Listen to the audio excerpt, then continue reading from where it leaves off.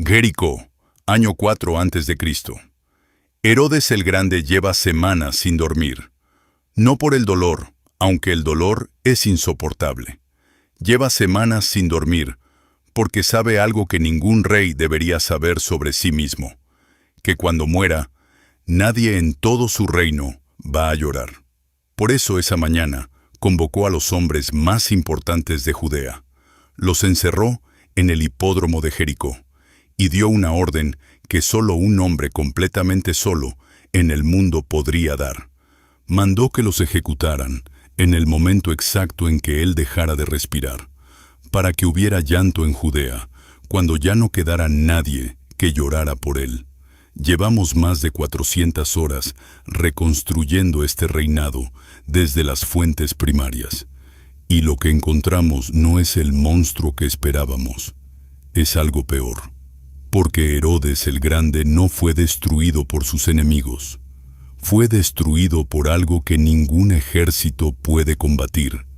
Gobernó durante 36 años, construyó el templo más grande del mundo antiguo, ejecutó a su esposa favorita, a 3 de sus hijos y a más de 300 personas de su propio círculo íntimo. Y en sus últimos meses ordenó la masacre de todos los niños menores de 2 años en Belén y sus alrededores para eliminar a alguien que nunca pudo encontrar. El emperador Augusto, que conocía bien la crueldad, dijo una frase que lleva 2000 años circulando entre historiadores. En el reino de Herodes era más seguro ser su cerdo que su hijo, porque al cerdo no lo mataría por ser judío. Todo el mundo cree que conoce esta historia, pero lo que la mayoría no sabe es que el hombre que más hizo en la historia antigua para garantizar su propia inmortalidad es recordado hoy únicamente por el fracaso más humillante de su reinado.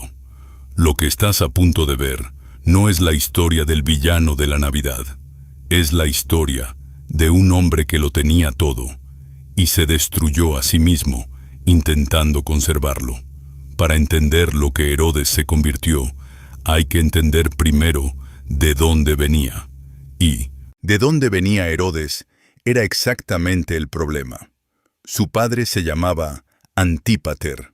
Era idumeo, descendiente de un pueblo al que los judíos consideraban extranjero, un pueblo que había sido forzado a convertirse al judaísmo apenas un siglo antes, bajo el mandato de Juan Hircano.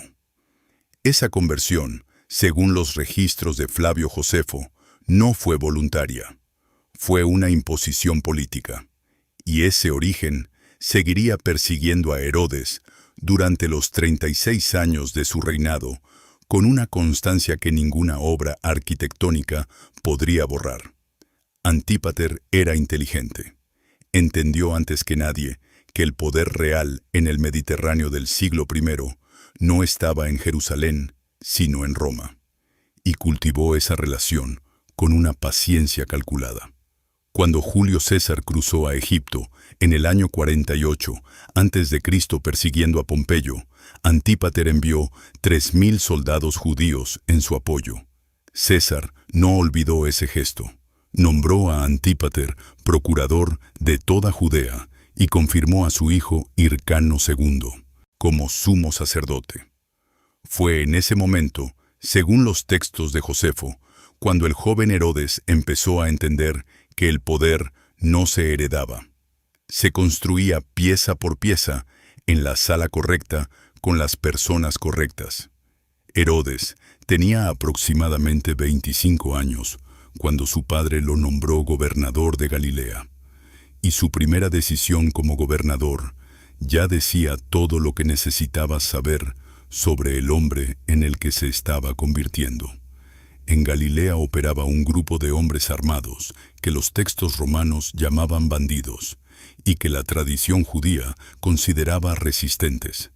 Herodes los capturó, los juzgó, los ejecutó, sin consultar al Sanedrín, sin el proceso que la ley judía exigía, con la eficiencia limpia de alguien que todavía no necesita pedir permiso para hacer lo que considera necesario. El Sanedrín lo convocó a juicio por esas ejecuciones. Herodes se presentó con escolta armada, con ropa de púrpura, con la actitud de alguien que está siendo molestado por personas que no entienden cómo funciona el mundo. El juicio no llegó a ninguna parte. Hircano II, que debía presidirlo, suspendió la sesión. Herodes salió de Jerusalén sin haber sido condenado y con una certeza nueva. Las instituciones judías no tenían poder real sobre él mientras Roma lo respaldara. Pero Roma en ese momento estaba en guerra consigo misma. El asesinato de Julio César en el año 44 a.C. desató una guerra civil que sacudió todo el Mediterráneo. Y Herodes hizo lo que siempre hacía cuando el tablero se movía. Eligió al ganador antes de que nadie supiera quién iba a ganar. Se alineó con Marco Antonio, viajó a Roma, habló ante el Senado, y en el año 37 a.C., con legiones romanas respaldando su avance, Herodes entró en Jerusalén y tomó el trono que el Senado romano le había prometido 3 años antes. Pero aquí empieza el problema que nunca pudo resolver. Roma le había dado el título de rey de los judíos. Los judíos nunca se lo dieron. Para el pueblo que gobernaba, Herodes era un extranjero en el trono de David, un idumeo, un hombre cuya legitimidad venía de Roma y no de la sangre correcta. Y Herodes lo sabía cada mañana cuando se levantaba y cada noche cuando intentaba dormir. Y en lugar de aceptarlo, dedicó los siguientes 36 años a construir en piedra lo que no podía construir en los corazones de su pueblo. La primera cosa que hay que entender sobre los proyectos de construcción de Herodes es la escala. No estamos hablando de un rey que construyó edificios grandes. Estamos hablando de uno de los programas de construcción más ambiciosos del mundo antiguo, comparable en proporciones relativas a lo que Augusto hizo en Roma o lo que los faraones del Imperio Nuevo hicieron en Egipto. El Templo de Jerusalén es el ejemplo más conocido, pero para entender lo que significó, hay que entender primero lo que había antes. El templo que Herodes reemplazó era la reconstrucción modesta que los judíos habían levantado después del regreso del exilio babilónico 5 siglos antes. Era funcional, era sagrado, pero no era impresionante. Y Herodes necesitaba impresionante. Lo que construyó Herodes no fue un templo, fue una plataforma artificial de piedra caliza que transformó la cima del monte Moría en una explanada plana de aproximadamente 144.000 metros cuadrados. Para conseguirlo, sus ingenieros construyeron arcos y bóvedas subterráneas que todavía hoy están parcialmente intactas debajo de Jerusalén. Las piedras que usaron no eran bloques ordinarios. Josefo describe algunas de ellas con dimensiones de hasta 12 metros de largo, por 4 de alto, por 3 de ancho. Los arqueólogos modernos han encontrado piedras en el muro occidental que pesan más de 500 toneladas. 500 toneladas cortadas, transportadas y colocadas con una precisión que todavía genera debate sobre los métodos empleados.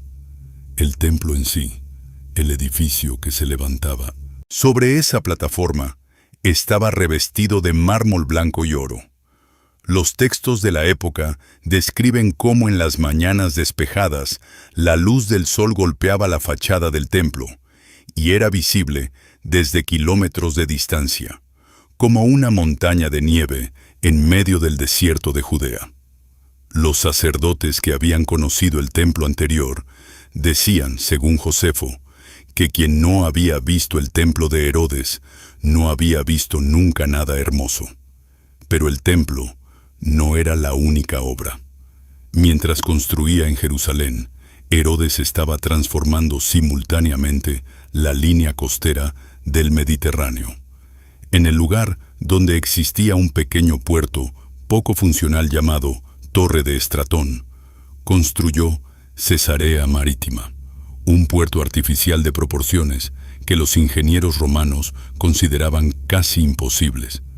Las escolleras que protegían la entrada al puerto se adentraban más de 60 metros en el mar, usando una técnica de construcción subacuática con hormigón volcánico que los arqueólogos marinos no empezaron a comprender completamente hasta finales del siglo XX. Cesarea tenía teatro, anfiteatro, templo dedicado a Augusto, sistema de alcantarillado que usaba las mareas para limpiarse solo, y una capacidad portuaria que la convirtió en el primer puerto del Mediterráneo oriental en volumen de tráfico durante décadas. Y luego estaba Masada, una fortaleza construida sobre una meseta de roca a más de 400 metros sobre el Mar Muerto, en el borde del desierto de Judea. Herodes no construyó Masada desde cero, pero la transformó en algo que no tenía equivalente en el mundo antiguo: cisternas capaces de almacenar 40 millones de litros de agua, palacios con mosaicos y frescos, baños termales siguiendo el modelo romano, todo sobre una roca en medio del desierto a la que solo se podía acceder por senderos que un hombre solo podía bloquear contra un ejército. Los arqueólogos que excavaron Masada en los años 60, bajo la dirección de Yigael Yadin, encontraron evidencias de que Herodes había diseñado la fortaleza con una función específica en mente. No era solo un palacio, era un refugio de último recurso, un lugar al que huir si todo lo demás fallaba, si Roma se volvía contra él, si el pueblo judío se levantaba, si sus propios hijos intentaban eliminarlo. Eso era lo que latía debajo de toda esa piedra y ese oro. No gloria, no generosidad, miedo. Un miedo tan profundo y tan antiguo que había tomado la forma de 44 proyectos de construcción documentados a lo largo de su reinado. Herodes construía para sobrevivir, y mientras construía, el miedo seguía creciendo. El momento en que Herodes dejó de ser un político calculador y se convirtió en algo diferente, se puede situar con bastante precisión en el año 29 a.C. Ese año ordenó la ejecución de Mariamne. Mariamne era su segunda esposa. Era también, según todas las fuentes de la época, la única persona a la que Herodes había amado de una manera que no podía controlar completamente.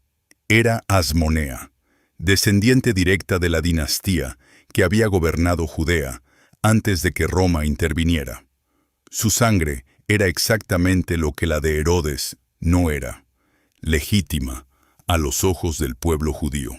Herodes la necesitaba políticamente, pero además la deseaba, y esa combinación de necesidad política y deseo personal en un hombre con la psicología de Herodes era una fórmula para el desastre. Los textos de Josefo reconstruyen los años del matrimonio con un detalle que sugiere el uso de fuentes cercanas a la corte herodiana. Mariamne no ocultaba su desprecio por Herodes. Conocía los crímenes que había cometido para llegar al trono, incluyendo la ejecución de su hermano Aristóbulo III, que Herodes había mandado ahogar en una piscina en Jericó, después de nombrarlo sumo sacerdote para apaciguar a la familia Asmonea. Mariamne lo sabía, y según Josefo se lo decía. La acusación que Herodes usó para justificar su ejecución fue infidelidad. Las pruebas que presentó eran el testimonio de un sirviente y la sospecha de que Mariamne había intentado envenenarlo. Los historiadores modernos que han analizado el caso consideran que las pruebas eran insuficientes incluso para los estándares legales de la época, pero Herodes no necesitaba pruebas suficientes. Necesitaba una razón que sonara plausible, y la tuvo. Lo que ninguno de sus consejeros esperaba fue lo que pasó después. Herodes ordenó la ejecución de Mariamne en el año 29 a.C., y en los meses siguientes entró en un estado que las fuentes describen como algo entre el duelo y la locura. Llamaba a sus sirvientes por su nombre, mandaba prepararle baños, ordenaba que le trajeran comida. Según Josefo, hubo periodos en los que Herodes salía de Jericó al desierto, solo, buscando algo que no podía nombrar. Cayó enfermo. Algunos de sus colaboradores empezaron a creer que no sobreviviría. Sobrevivió, pero lo que salió del otro lado de ese duelo no era exactamente el mismo hombre que había entrado. El Herodes que emergió en el año 28 a.C. era más frío, más rápido para las sospechas y más sistemático en la eliminación de cualquier cosa que pudiera representar una amenaza. La madre de Mariamne, Alexandra, fue ejecutada ese mismo año, acusada de haber intentado aprovechar la enfermedad de Herodes para hacerse con el control del palacio. Luego vinieron los hermanos de Herodes, luego sus cuñados, luego los miembros del Sanedrín que habían intentado juzgarlo décadas antes. El patrón era siempre el mismo. Herodes identificaba una amenaza real o imaginaria. Reunía testimonios, con frecuencia extraídos bajo tortura. Ejecutaba.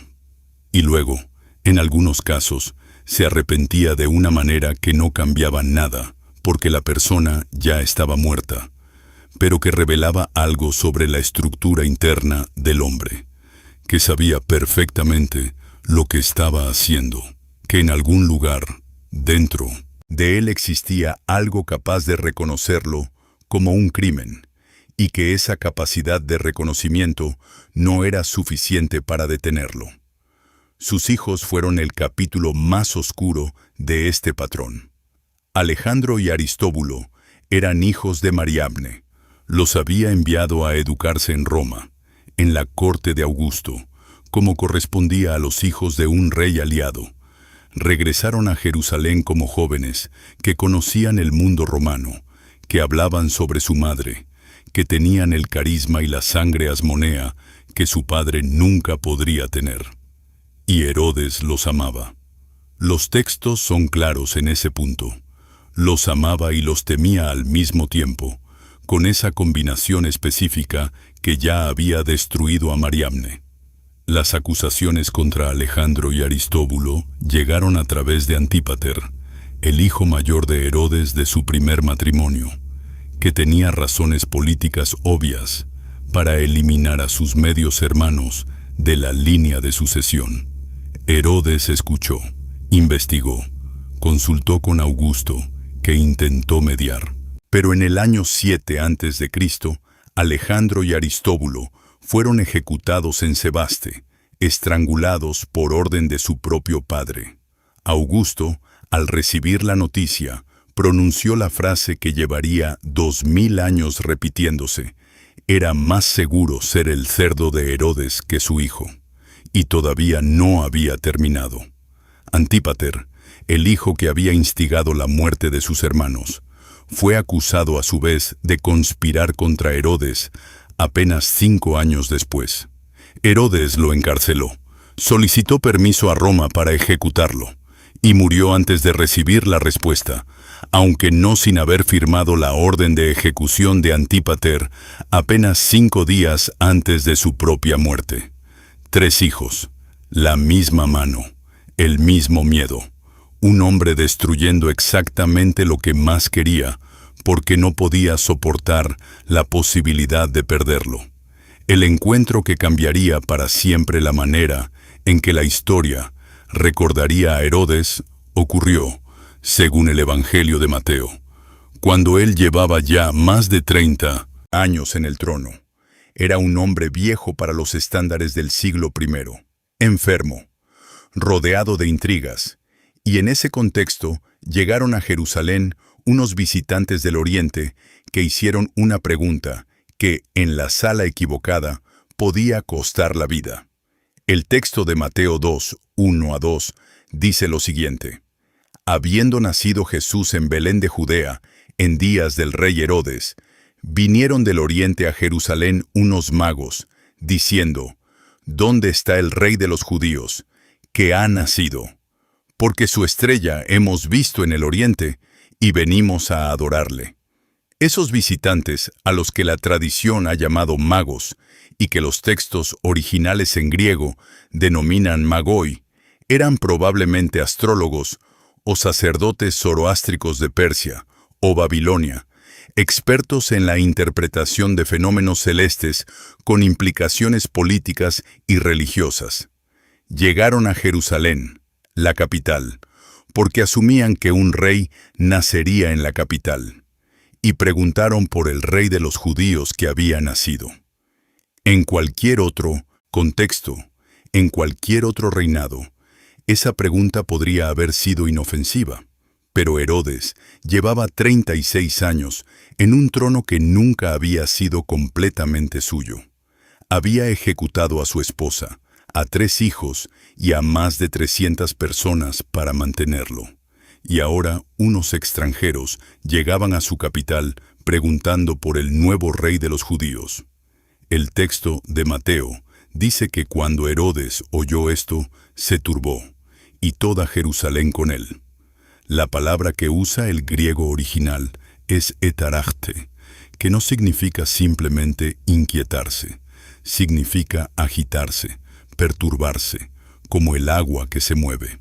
Es la misma palabra que el Evangelio de Juan usa para describir el estado de Jesús antes de la resurrección de Lázaro. No es una reacción política calculada, es una reacción visceral. Herodes convocó a los sumos sacerdotes y a los escribas del pueblo y les preguntó dónde había de nacer el Cristo. La respuesta fue inmediata y precisa. Mateo 2:6 recoge la cita del profeta Miqueas, escrita más de 700 años antes. Y tú, Belén, de la tierra de Judá, de ninguna manera eres la menor entre los príncipes de Judá, porque de ti saldrá un guiador que apacentará a mi pueblo Israel. Belén, a menos de 10 kilómetros de Jerusalén. Herodes llamó a los magos en secreto.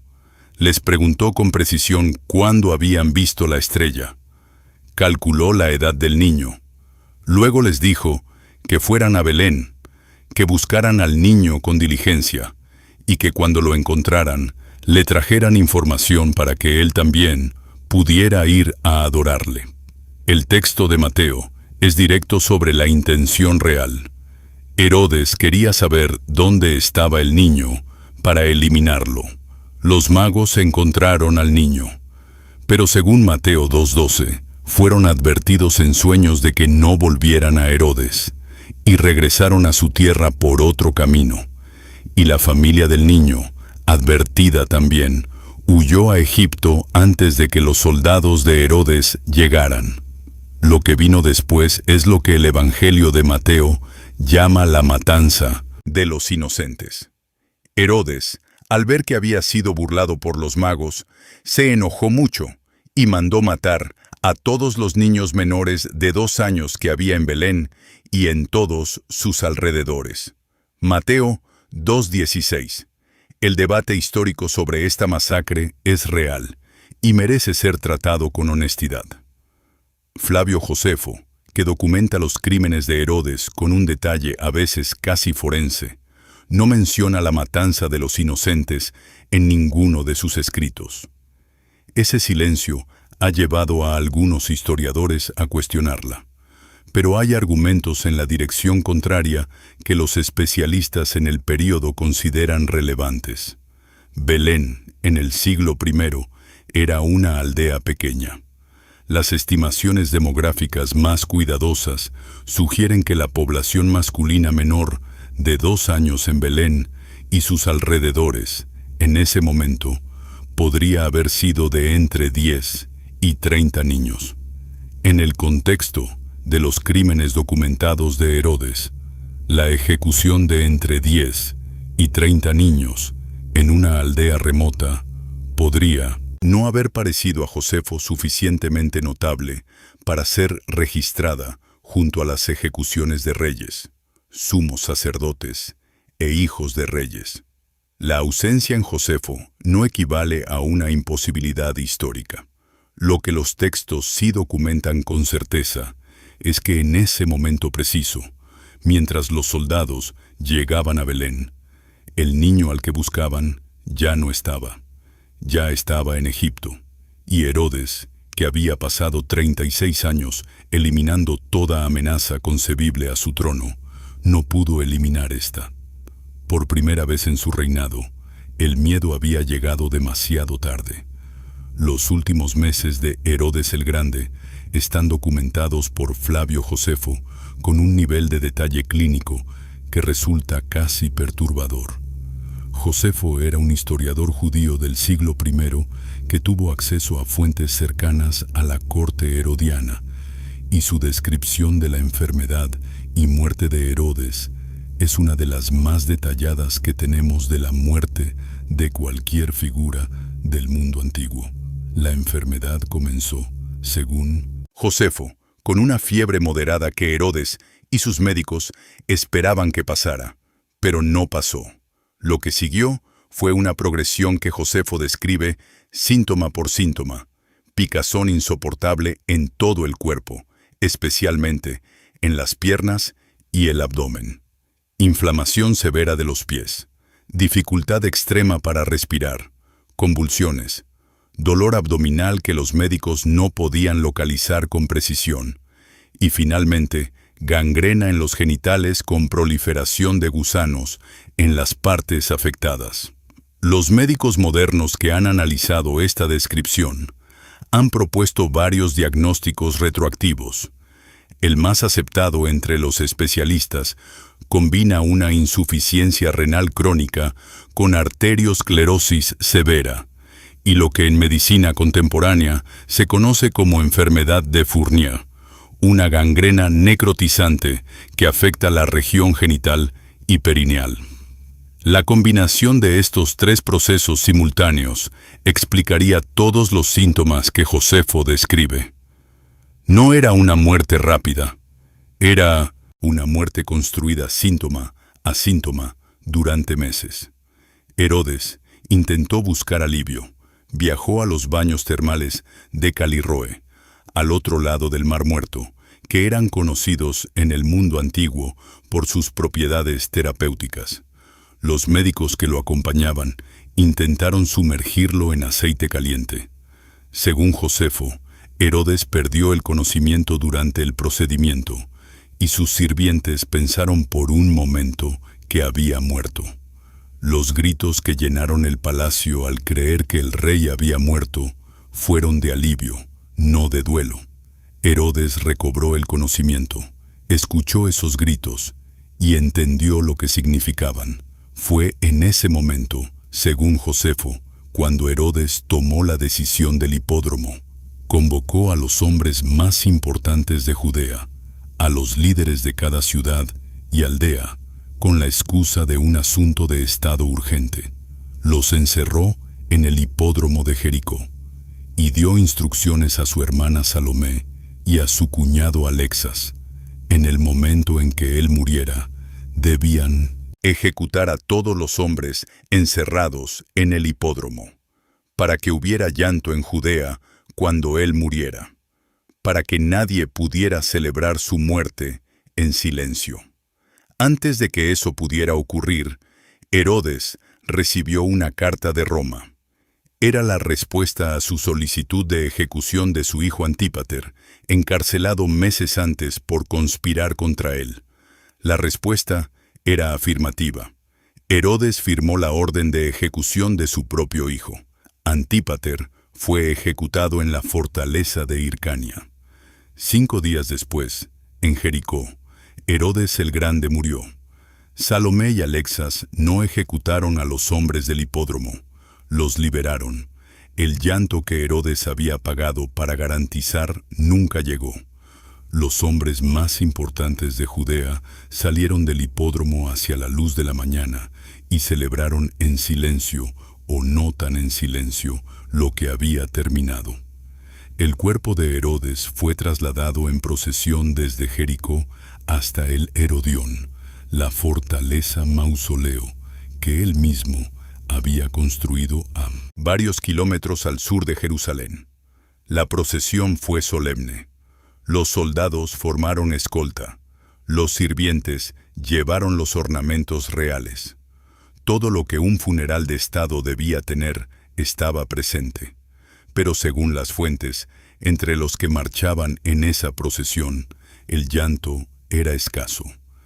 Mientras el cuerpo de Herodes hacía ese último viaje hacia el Herodión, en algún lugar de Egipto, un niño que todavía no llegaba a los 2 años de edad crecía con sus padres esperando el momento de volver a casa.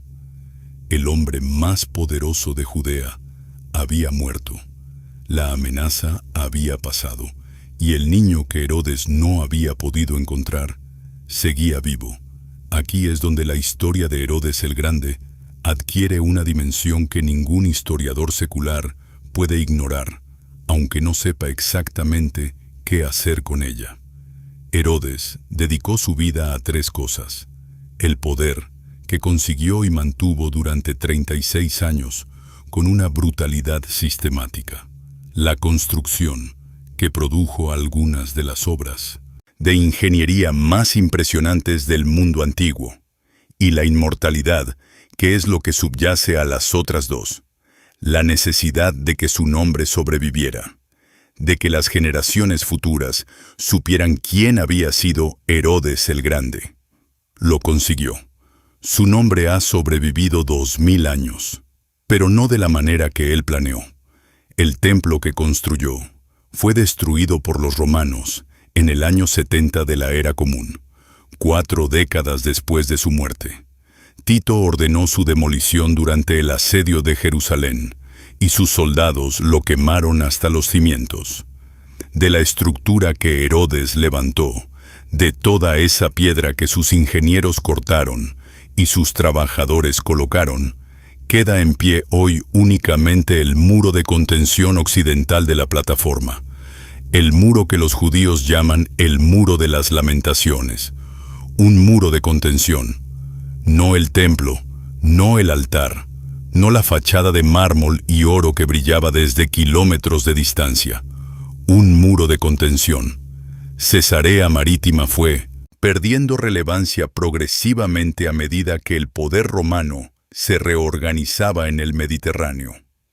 El puerto que Herodes construyó con tecnología que tardamos 20 siglos en entender completamente, quedó sepultado bajo el agua y la arena durante más de 1000 años antes de que los arqueólogos submarinos comenzaran a encontrar sus restos en los años 80 del siglo XX.